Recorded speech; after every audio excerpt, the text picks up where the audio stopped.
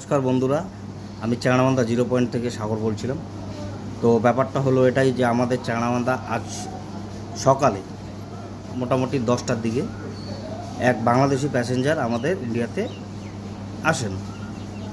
সে আমাদের ইমিগ্রেশন অফিসে গিয়ে নিজের পাসপোর্ট সব চেক আউট করে সে শিলিগুড়ির দিকে রওনা দিবেন।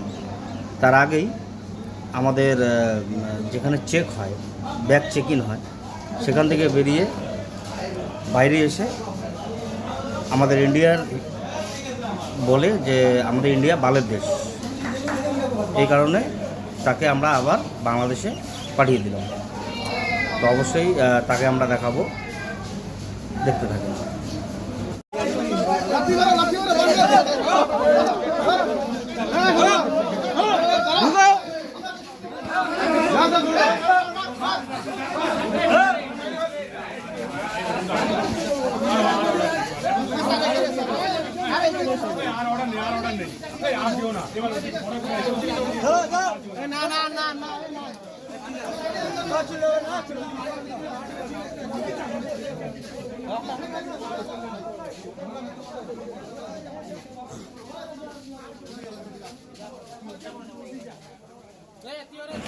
এটাই হলো সেই লোক, বাংলাদেশি।